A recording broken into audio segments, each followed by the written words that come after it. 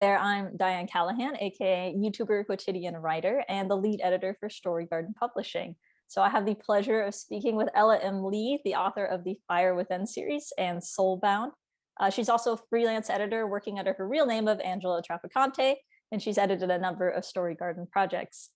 And since we both work in the indie publishing sphere, I want to talk about self-publishing, like the whole process, and hopefully give other authors out there some helpful advice for embarking on their own storytelling journey.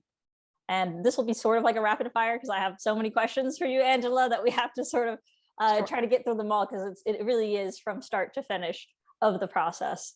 But first off, though, I want to know what attracted you to indie publishing over traditional publishing. So I've been editing and beta reading books for much longer than I've considered doing any publishing of my own. But since I edit almost exclusively for self-published authors, I wanted to put myself in their shoes and see that process so that I could advise them better because it's so much more than just writing. It really is. No, that's amazing. I had no idea. So I'm learning things as I get to ask these questions. But how did you choose your pen name of Ella M. Lee? So Ella is actually my nickname. It's short for Angela, like Ange Oh, Ella. okay. That makes sense. Yeah. The M is my real middle name, Mary, and my husband's surname is Lee. Oh, I love that. That's a great combination. So that actually really is like your real name. I thought it was like a, Basically, yeah. yeah, okay, that's You could call interesting. me Ella, like in my real life. People do that.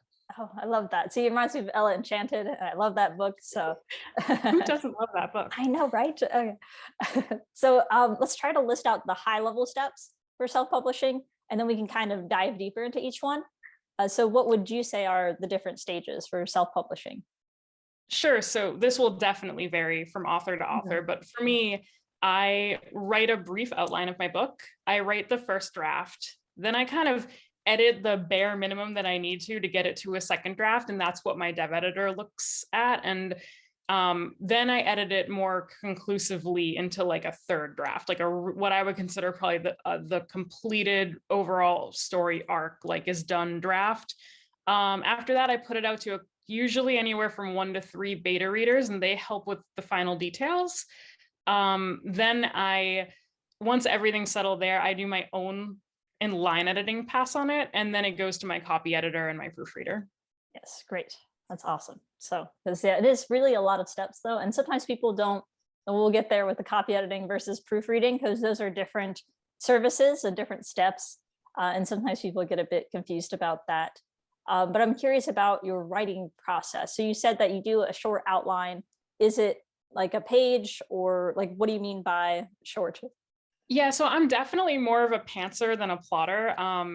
And so my outlines are pretty bare bones. They usually amount to maybe like 2 pages of prose that summarize like the main points of the plot and like the very, very relevant details. And I use that to guide me, but I kind of make up the rest as I go from scene to scene as I think about like a lot of my stories follow the 3-act structure. So like I kind of I write the first act, the second act, and the third act, and I kind of just write whatever it takes to get me to the end of those acts.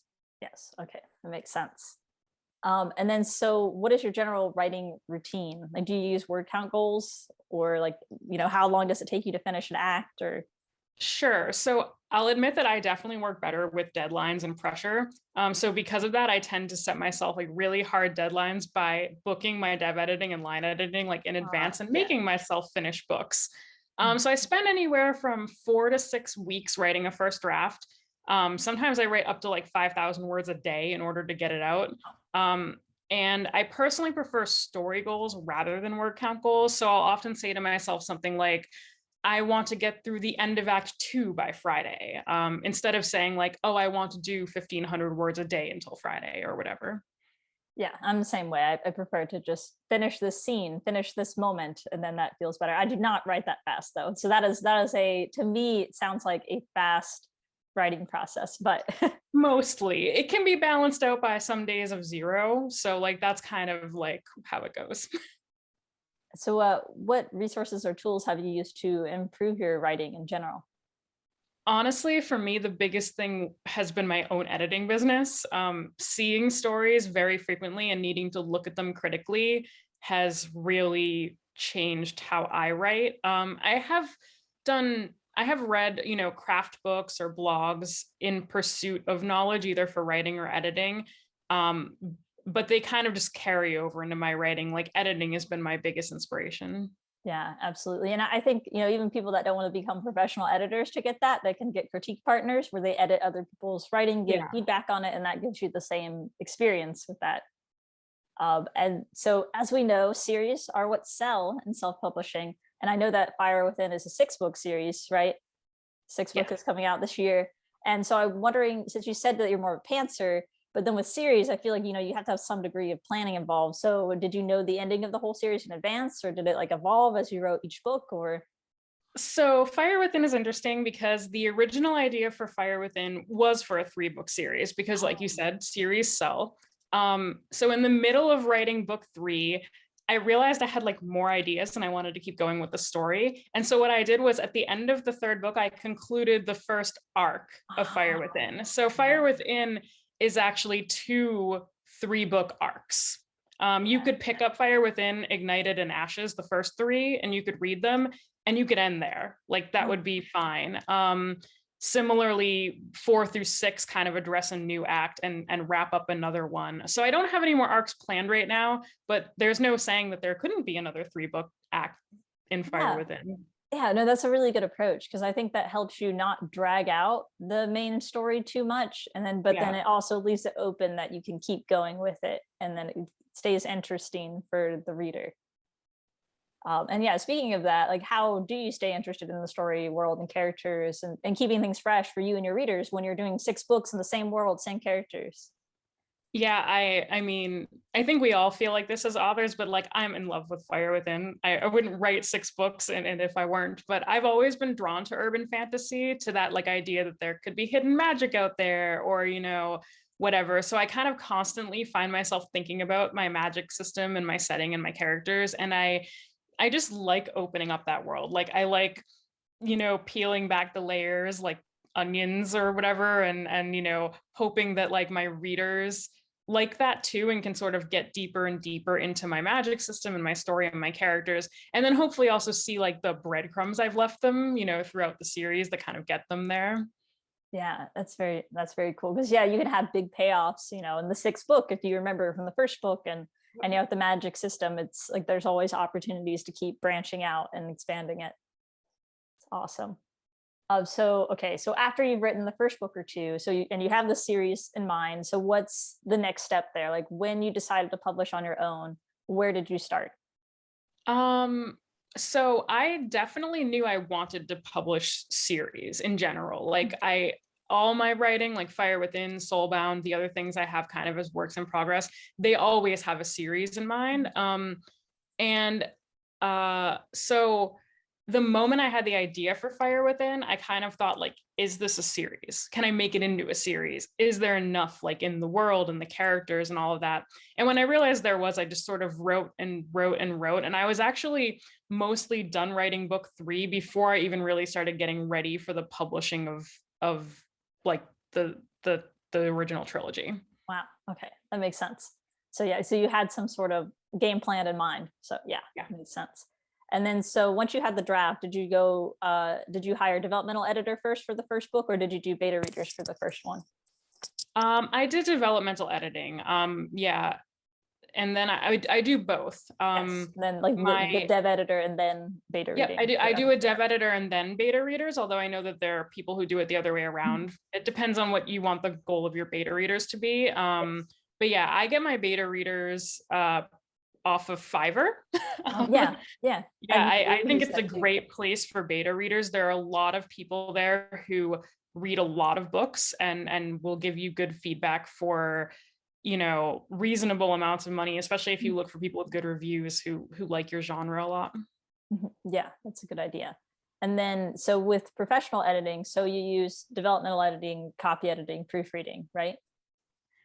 Yes, yeah, I use Yep, in that order. Although they do go through a pretty heavy line editing by me because I'm a line editor. So like I tend to get the developmental editing and I finish a draft and I get it sort of settled, and I try and step away for at least a few days or a week or 2 weeks, and then I go back to it like with a vengeance in line editor mode, and that kind of gets it as clean as possible so that when it goes to my copy editor, it's pretty clean. Yeah, yeah, I And felt then like that. technically they go through proofreading, but my proofreader for the past few has been my husband, who reads them carefully, kind of, because by the time they go through line editing and copy editing, like they tend to be fairly clean. So he just Yeah. sort of pushes any last minute things. Yeah, I absolutely agree. Because when I was reading Fire Within, I was like, this is a clean book. Like, like all the sentences are very sharp, and like, yeah, it's just, I could tell that. Like, I was like, okay, glad we hired her for our line editor. So, Yeah.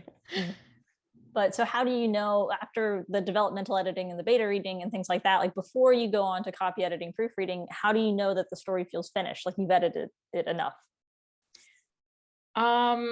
That's a really good question. For me, I'm a very like goals oriented author. So like I kind of like, I knew right away where I wanted like the plot to go. I knew what I wanted the main character to sound like. I knew what I wanted the auxiliary characters to sound like. So like I kind of had a very strong image in my mind of what the story would look like, what the atmosphere would look like, what the characters would look like. And so, I mean, at the risk of sounding glib, like I just knew in this case. Yeah, and I mean, I think that's true for a lot of people. It's a very intuition-based thing. Like you're like, well, this says everything I wanted to say. At this point, if I make changes, I'm not making it better. I'm just making it different. Yeah. So, at this point, it's like I need to move on with my life and go to the next thing. So I think that's true, because sometimes it is hard to tell when it's finished. But yeah, it's just that feeling of like, yes, I'm proud of this. I'm ready to put it out there. Yeah, and I think there is a certain amount of relief, that comes out of it, whether it's your first book or like I just finished writing the 6th and final book in the series, and like when I finished it, I was like, yes, I'm done. Like, Yay! Yes, that's awesome. It's such like a satisfying feeling that. And then so yeah, once you have the book finished like that, then you have to do all the paratextual stuff, like the dedication, acknowledgments, the blurb, like the summary of the plot. And then there's also the cover, which is often my favorite part, is to see the cover reveal and things like that. I know that you use the same designer that Story Garden does, which is Bookfly Design, James T. Egan. And yeah, your covers are absolutely stunning. I love like the whole series looks awesome. And so what information do you typically give Bookfly when you're approaching him to design a cover? Yeah, so sometimes I feel like he just reads my mind. I feel like I give him nothing and he comes up with these amazing covers. That's Although it's exactly not it. true. I mean, he's incredible, but when I'm sending information to James, I send him the blurb, a 2-page summary, usually the completed manuscript or whatever's completed out of it. And I also include like a paragraph or two that describes like the major themes, imagery, colors, things like that. And I imagine he uses that primarily to draw upon. Yes. Doubt he's actually reading, my entire manuscript. Yeah. But yeah, with a series like Fire Within, I think for us, like the hardest thing to nail down was the first book, right? Like that, we went back and forth on that for a while to get the tone right, because from there, like you could often carry over like fonts, style choices, imagery, placement on the cover. Like I know Story Garden sometimes doesn't do that. Like Unwedding Vow has a ton of really different covers, but Yeah, for they have mine, this sort of similar, like they have a similar feeling to them, but yeah, yours is more similar. Yeah, mine keep Composition. like the same fonts and kind of the same Yes. style, I think a lot more. So I think like it can be really important to set that tone up front. Yeah, so that way when you look at it, they're all part of the same series. And then yeah, and they are your first one, it reminds me of like an even better version of the Divergent cover a little bit, if you remember that. Yeah, it's yes, like that's what it's just like a similar motif. Yeah. So but that was all James. In fact, I think literally what I told him to start there was like, oh, there's like this concept of like, fire and water and these opposing forces, and how like, she's gonna shift from being a fire, magician to a water magician. And like he came up with that whole Wow. central like Yeah. image I based think off of like a very vague paragraph. Yeah, he has like a really incredible genre awareness that I think that's very important to consider with the cover. It's like, okay, you don't want it to look exactly the same as all the other ones in your genre, but you want it to stand out. And then when people see it, they immediately know that it's that genre.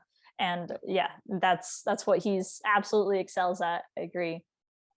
So when it comes to formatting, do you use a program like Vellum, or do you hire like a professional formatter, or your proofreader does it, or you do it, or Yeah, so my books are in ebook form only. So I do the formatting myself in Vellum, yeah. which is super easy and fast to use. But I definitely have a ton of respect for people who can do print book formatting, because it's like its own sort of like talent and art, and I don't Yeah. know it. It is. Yeah, we use Vellum too. We even use it for the print versions, and they look good in the print versions. But I do see the absolute value of a professional formatter if you want like a very fancy print edition. So, but yeah, Vellum. I think it's about like $200.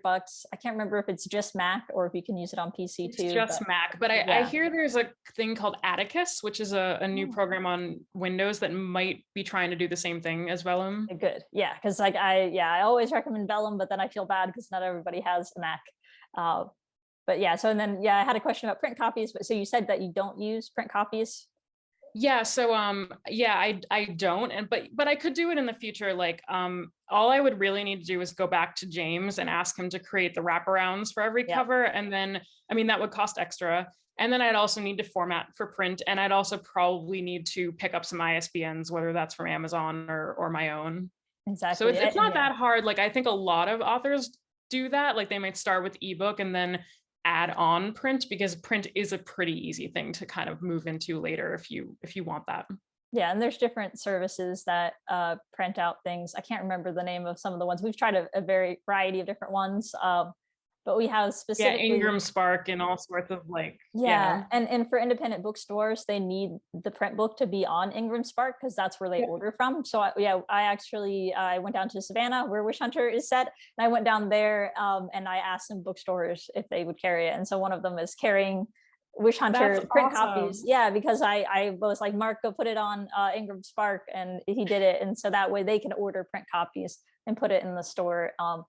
And so that's for people that do want to put it into physical bookstores. And then I know, so as far as audiobooks, I know that Soulbound is going to be turned into an audiobook soon. So how did you find the audiobook narrator for that? So for Soulbound's narration, I went through ACX, which is Amazon's audiobook creation exchange. Mhm. So they have a pretty comprehensive process for submitting your book information and sample and getting auditions from narrators. I actually ended up with like 50 auditions, which was daunting. And I'd say it was easy to narrow down to maybe my top 5 based on kind of factoring in like, the sound that I wanted, the timeline, the budget, the voice that I wanted for Ari, who's the main character. And I picked Soulbound first because it actually fits way more into its genre in terms of marketability. It's paranormal romance with like vampires and demons, and it was definitely written more to market than Fire Within was. It's also shorter than Fire Within, and it wraps up more neatly at the end. So it's got like a kind of happy ending thing going for it. So I was kind of using it as like a lower cost, lower time investment test into audiobooks, and we'll see how I feel about them, because I mean, I'd love to hear Fire Within as an audiobook and hear Fiona's voice, but like you're talking about 600,000 words, which is a huge commitment in terms of hiring a narrator. It is because it's a very big investment and you don't know if the audiobooks are actually going to sell. And everybody always says like audiobooks are more and more popular, but in the indie sphere, I think it is even harder to sell an audiobook than it is to sell like even an ebook. So it's tough. But so let's talk timelines with things. So how long did each step of the process take for you as far as like drafting, beta reader responses, self-editing, pro editing? Sure. So by the time I got a few books in, I started having a process nailed down. So as I mentioned, I spend about 4 to 6 weeks writing the first draft and editing it before it goes to my dev editor. Yeah. She spends about 2 to 3 weeks looking it over. After that, I spend maybe a week making changes before putting it out to beta readers. They get the feedback back to me in another couple of weeks probably.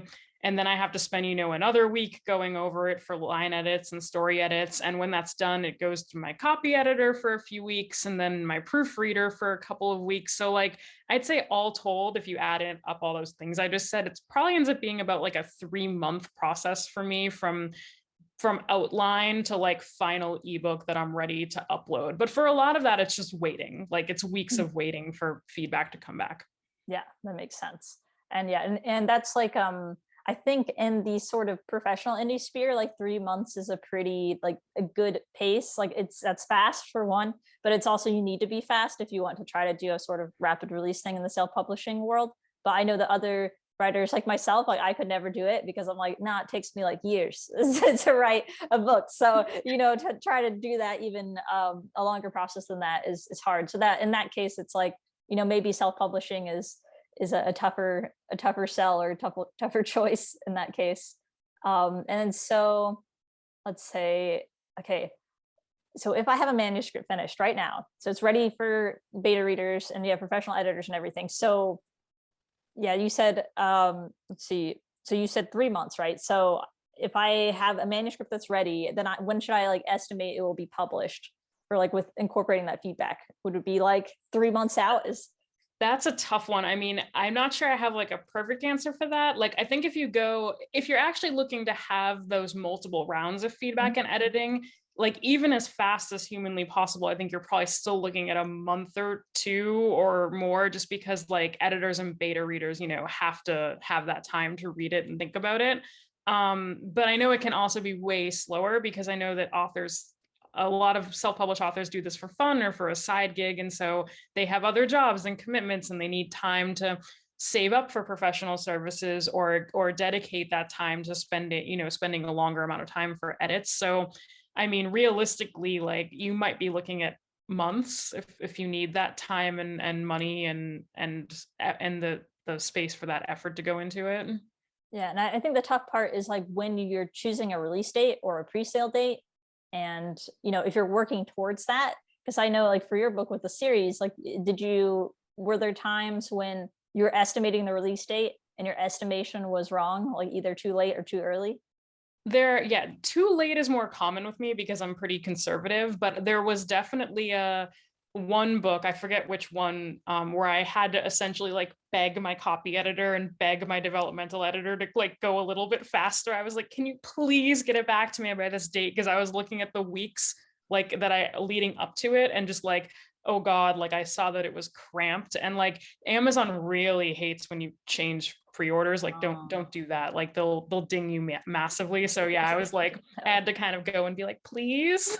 No, that's rough. Yeah, because that is a tough thing. I think is the time management aspect of it, because if you are working toward an exact deadline, and I mean, it doesn't like if you have somewhat of like a small audience or something, it's not like they're going to be mad at you if you delay it a month. But like you said with the Amazon disliking it when you change dates, yeah, that can be a problem there. But let's see. So how far ahead do you think authors should start booking a cover designer, developmental editor, copy editor?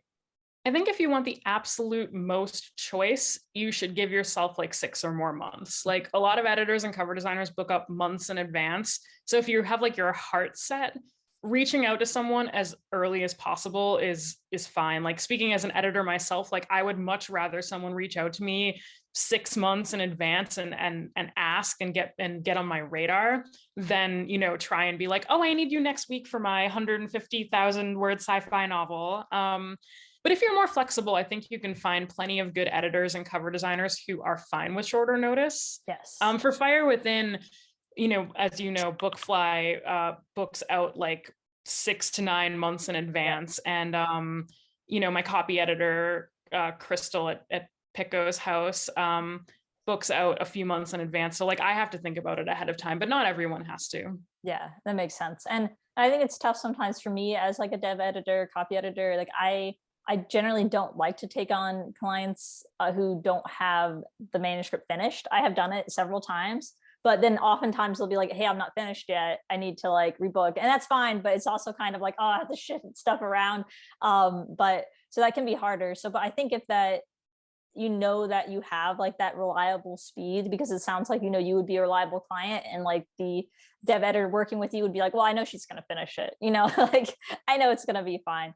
Yeah. And yeah, we struggle with that too, because we have like multiple writers on a project, and then we're trying to estimate when are they going to finish this draft. Oh, when are we going to finish like developmentally editing it, and then we need to copy edit it. So trying to schedule all those things, when you don't know, maybe the dev edits take longer than you think, and then so you're like, copy editor, I need to have you go a month out, and hopefully, so it's pretty common to shift around timelines. But it sounds like you've had a lot of practice, so how long it's going to take you particularly, which Yeah. is going to be different for everybody. But yeah, Yeah. your own process. In a former life, before I did editing and writing like full time, I was in the tech industry, and I was a software developer and a program manager. So like for me, scheduling things is a very natural thing, and I'm very like crisp about my deadlines and stuff. But I know Yes. not everyone can have that.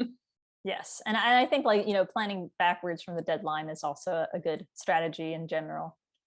And so I wanted to talk about the rapid release schedule and how you manage that. So with Fire Within, so I want to like go over the publishing timeline that I saw according to Amazon. So Fire Within, the first book, came out in June 2020. So that's like less than 2 years ago. So the second came out that July, then the third that September. So those 3 books in the first year. And then 2021, the fourth one came out. And then there was a fifth one as well, like so June and November.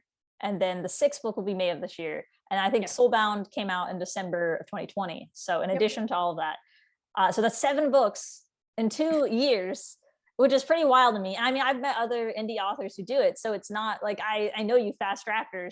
It's totally the opposite of what I am. So that's what it sort of astounds me. But so how did you manage to have that sort of rapid release schedule? So the key to that one was that it got planned that way. I wanted to release the first 3 together, because in addition to series, rapid release is also a pretty strong strategy to have in terms of marketing. So like Fire Within, Ignited, and Ashes were essentially all written and sent to editing kind of together, and before they even had like publishing dates. Nice. I want to say that the first draft of Fire Within was actually written in like 2018, and Ignited and Ashes were written in like 2019. So like I had like part of 2019 and the first half of 2020 to really pull the 3 together and release them like with I had a long lead time to get them publishing ready. Nice. And do you generally advise that people write, like if they're writing a series, like write the first 3 books before you publish anything, or? In an ideal world, yes, like especially if you're looking to sort of make money or use ads or whatever. But there are also plenty of different goals that people have for publishing. Some people just want to see their books published, and in that case, like don't wait, just publish it. It does Yeah. feel good. Yes, that's awesome. So if you feel comfortable sharing, how much money did you spend on average for each book? So if we're talking about just editing, beta reading, cover design, like all the prep work for getting it out, Yep. Fire Within books average about 3,000 each. Mhm. The Soulbound books have a lower cost. They're about 1,000 each. And then I also have some high heat romance novels that I plan to release under a different pen name. And those are going to cost even less. Like those are going to be more like $500, $700, $800 a piece. And in most of those cases, the majority of the cost goes toward dev editing and copy editing. Yeah, it does. And that's like, I mean, in my experience, that's like sort of on the like 3,000s, almost on the lower end. Like if you go like really high on your editing cost, which is that it can rake up even more. But I think that there are a lot of, yeah. Yeah, I'm lucky. My dev editor who really does, I say dev editing, she really does manuscript critiques for me, which are a slightly lighter version, and she is amazing and also very affordable, and I love her. And yeah, I spend a lot more on the copy editing, the proofreading. Bookfly is not a cheap cover designer, but he's worth every penny of it. Yep. Yeah. I think he goes about like 800 for the full wraparound or something. But yeah, because I think that it's also important for self-published people to know that there is that range in expense. Like, it's you can find like really high quality cover designers, editors on the lower scale. It's just like you really got to look for them, look for, word of mouth, like other writers who have worked with them and things like that. But then sometimes there is that trade-off of quality. If you kind of take a gamble on somebody that's like maybe newer to the field, and they might not be as good as the super expensive person, but that's like, it's always that balance. And you don't want to spend so much money on every single book that you're just going to go bankrupt from that Yeah, if your it can goal is be a that. genre thing too. Like a lot of the really like say like the high heat romances on Amazon, like you can't get away with it being unprofessional, but like they're often a lot more willing to forgive Yeah. certain types of Yeah. typos or issues or writing style quirks. So like, my high heats aren't going to go through proofreading. Like they just aren't to save the money. Mhm. So yeah, I think you have to like know your market too, and kind of like you said, like judge that level of trade-off of like cost and quality and time. Yeah, yeah, and cut corners where you feel like it's worth doing, and yeah, that makes sense. So with self-publishing, so we have the option of going wide or being Amazon exclusive, as you know, but I want to explain this for the viewers who might be unfamiliar. So if you go wide, you can publish on multiple platforms like Kobo, Apple Books. But if you stay with Amazon exclusive, there's certain benefits to that, like being part of the Kindle Unlimited program. And then the book is probably pushed more by the Amazon algorithm. I think we all make that assumption. But so for you personally, did you choose to go wide or exclusive? So I'm exclusive to Amazon and I am part of Kindle Unlimited. I think I want to say about 80% of my royalties come from Kindle Unlimited. For indie authors, like selling in the ebooks, like in the US, Amazon actually makes up something about like 85% of those sales. So Amazon is definitely the big platform. It's by far like the largest market. And for my genre, which is like paranormal romance, urban fantasy, romance, it does extremely well on Kindle Unlimited. And I don't see myself making more by going wide because the Kindle Unlimited readers are like very voracious in my genre. Yes, that absolutely makes sense. And I think that there is that sort of market pressure for indie publishers to go with Amazon, even though nobody really likes Amazon. And the same for traditional publishing, is Amazon really does have incredible power over the publishing market. And there haven't been any big contenders to changing that. So I do think right now that that is the best option for self-publishing. Um, and then I saw with Fire Within that it's under categories. It's under like contemporary fantasy fiction, action adventure fantasy, and then paranormal and urban fantasy. So how did you decide which categories to use for your novels on Amazon? So I use Publisher Rocket Nice. just to help me find keywords for ads and categories and keywords for my book. Fire Within is interesting because it's definitely urban fantasy, Mhm. but it isn't part of a more specific subgenre. There are no vampires, angels, werewolves, Mhm. mythology, witches, anything you can sort of go deeper into a category with. So I couldn't force it into any of the smaller categories, which is why it's kind of placed in those gigantic categories. But like I said, it wasn't really written to market, so it can be difficult to place books like that in categories. Soulbound, my other series, I believe, has much more specific categories because it could be placed in like vampires and demons and things like that. Yes, yeah, that is a tough thing with the categorization because it is very important in self-publishing. Like even if you're like, well, this belongs in multiple things, but you need to be able to fulfill that reader expectation about the genre and things like that. So let's see. So do you put your novels up for pre-sale? And if you do you think that helps your sales? I do put mine up for pre-sale, usually just a couple of months before they're released. I don't think it really helps me, but I like being able to show like my fans when the next book is coming out. And for people who read my series and maybe want to like put my next book on their wish list or pre-order it or whatever. But I've heard a lot of mixed advice about pre-orders, and I will say that I'm not extremely knowledgeable about it, but I just put mine up because mostly I just want to have that knowledge out there in the world.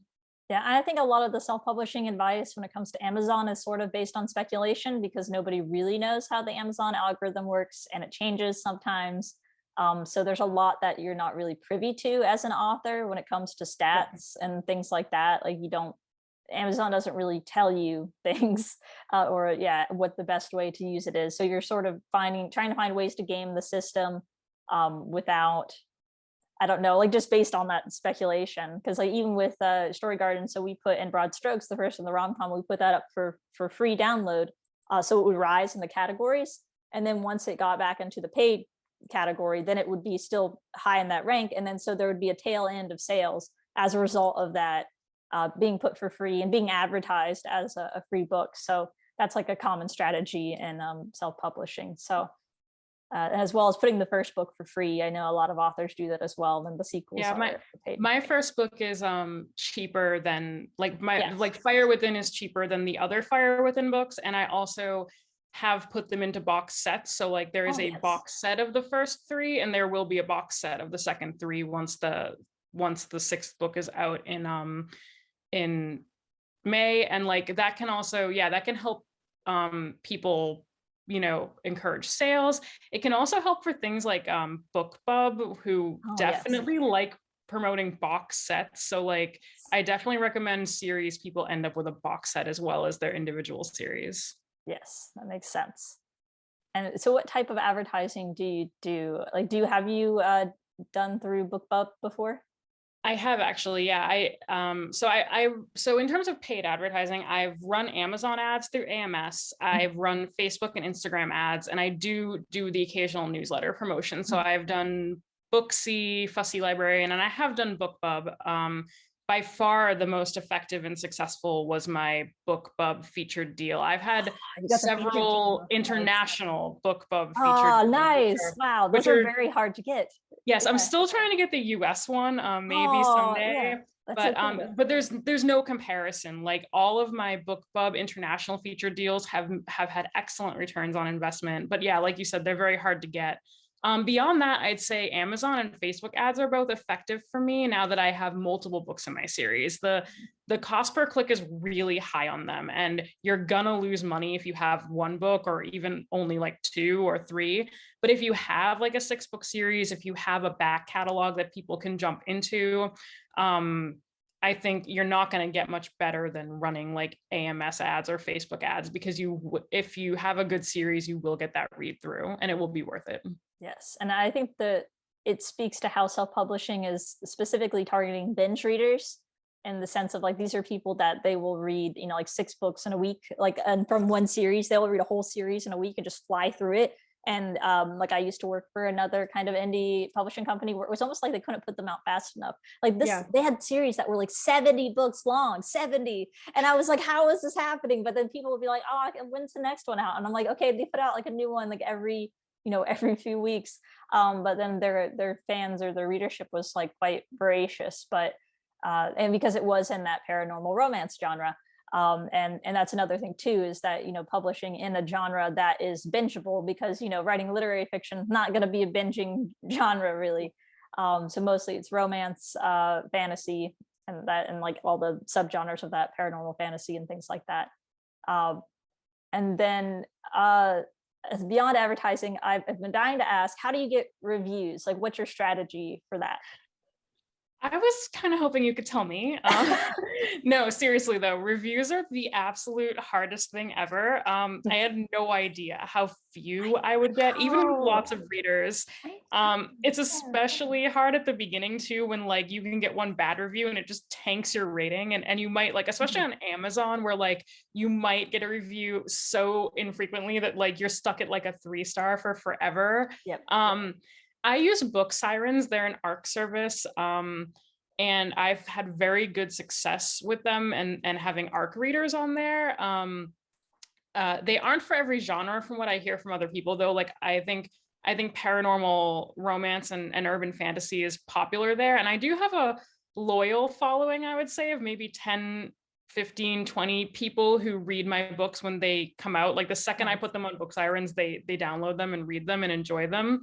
But that's actually the only way I personally directly try and impact reviews. I put the initial arc out, try and get a few, and then the rest are organic, and it can be soul crushing how slow like reviews come. Yeah, because I think even like what Mark and I were talking about. I say Mark, I mean Jordan. Sorry, Jordan. But yeah, what he's told me is that like for every 1,000 downloads you get, you're going to get maybe one review out of it. Yeah, and that's maybe. even if it's like a free thing, yeah, and it's maybe that. And so that's why it really points to, like, as a reader, the value of writing reviews. So I do try to write those, especially for like indie books that I read. But yeah, Story Garden, we use Book Sirens as well. That is like good for romance. We use Book Sprouts, we use NetGalley. With Wish Hunter, I felt like NetGalley was very good. And then I contacted a ton of reviewers directly for Wish Hunter. So I like sent them like little boxes of like books and stuff. It was ridiculously like expensive. Some of them just the book, some of them like a little kit, because I was trying to get the bookstagram kind of thing where people post Yeah. pictures or like so I'd reach out to book bloggers and things like that, and reach out to a lot of people on Goodreads. Like there's a Goodreads ARC readers group for like advanced reader copies. Yep. So I would post there and I would contact people, and people really they really want to review like a print copy, especially like because that's sort of more prestigious to have like a print copy of the book rather than just an ebook. We also ran like a Goodreads giveaway for, I think, like the ebook version of Wish Hunter. We did it for some of the other ones too, and that will get a lot of people to add it to your list. It's not necessarily going to get more reviews, like maybe.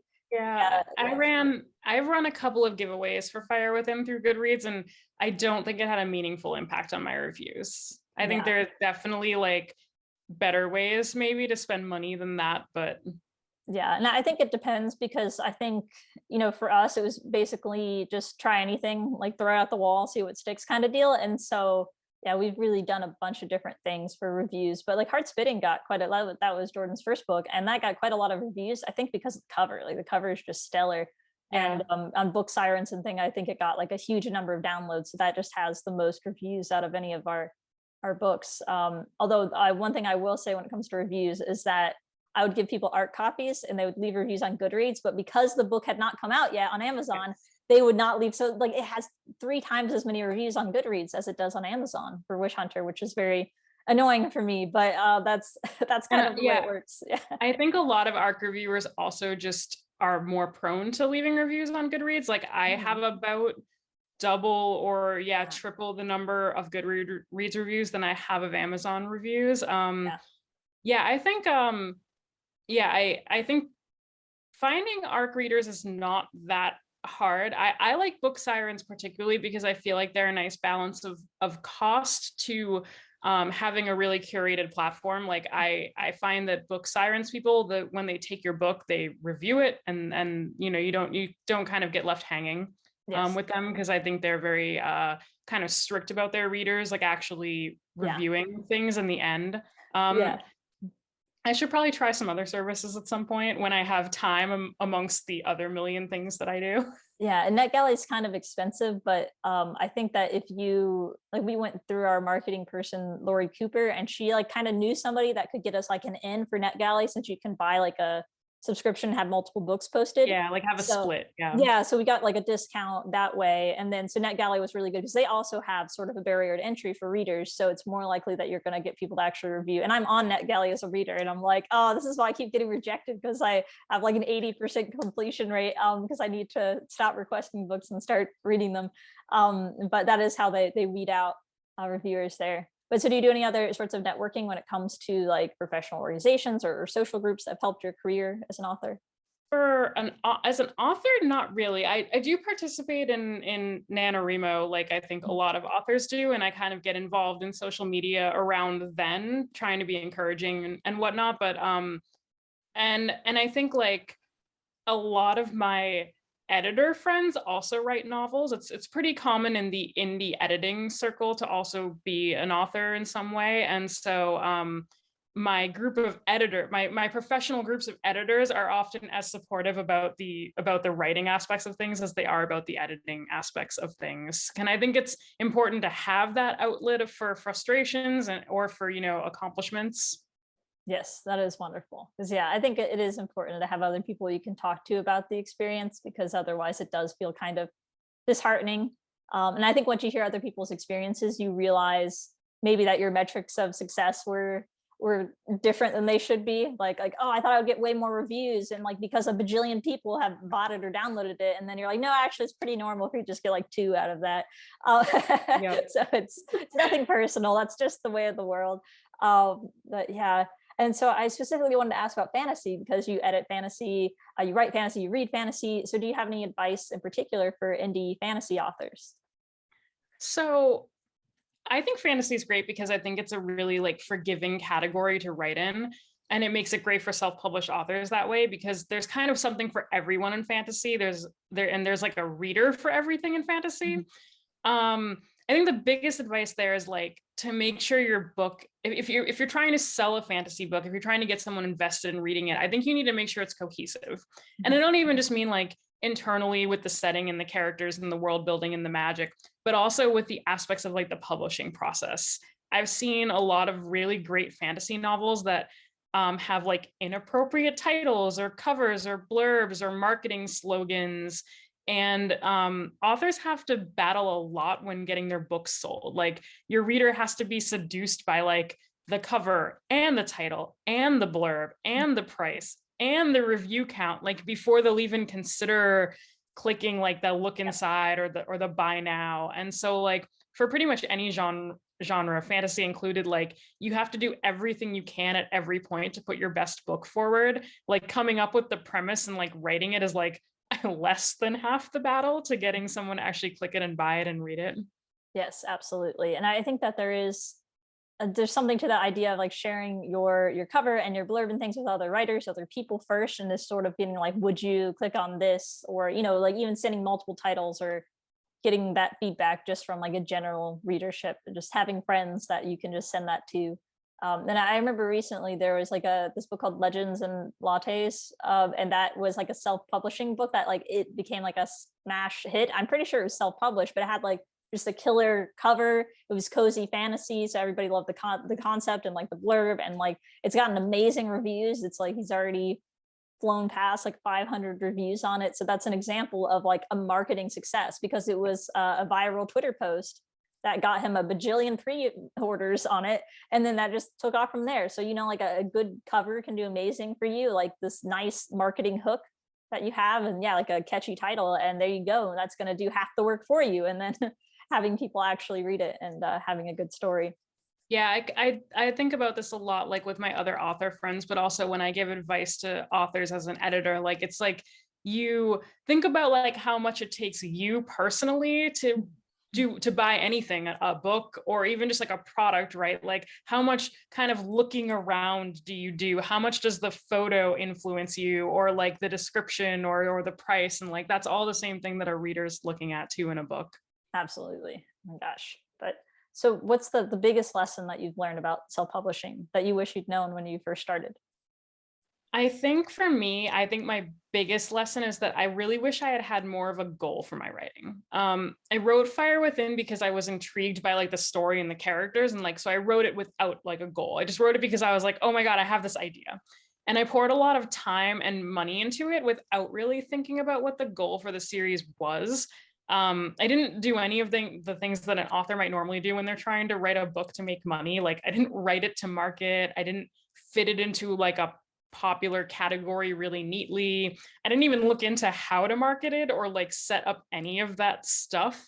Like, and it worked out okay for Fire Within. Like Fire Within does generally resonate with readers. But I still wish I had thought more about that finish line, because like it is important to know where you want to end up, like for your expectations and just for like kind of how much effort and time you want to pour into something. And I always think about this now when I'm talking to other authors or my editing clients, because there's a pretty broad range. Like I have an editing client who wrote his grandfather's biography, and all he wanted to do was publish it and make it available so that like people that knew his grandfather could buy it, like friends and family.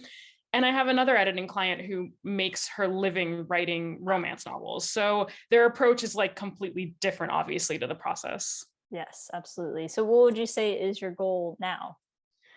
Um, I'd say that I am probably an editor first and foremost before I'm a writer. I prefer to support authors and in that process. So like my writing and my authoring, I think is kind of way more of a side gig for me. So while I have like kind of stories I do want to continue to push out and tell, like I definitely put way more into my editing business than I put into my authoring. And I think it's kind of just coast along for me personally.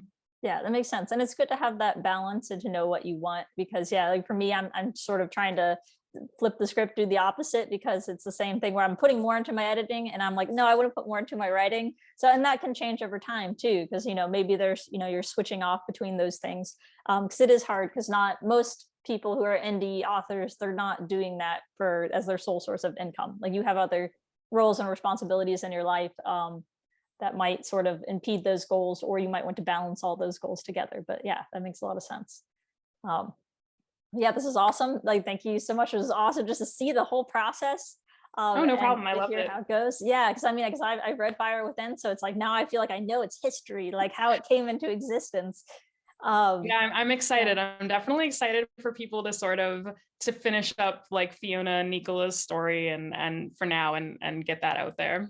Yeah, because that one's coming out. Dark Blaze is the sixth book in the Yep. series, and so that's coming out on May 10th, right? So all your readership is gonna get to read that, and then you also get people that they can just fly through the whole series if they want, in one I hope sitting. so. That'd be absolutely amazing. Yeah, so everybody go buy Ella's novels on Amazon, and the audiobook version of Soulbound is also coming out later this year. And so yeah, I can't wait to see what you come up with next. And thank you so much for sharing your Thank wisdom. you. Thank you for having me.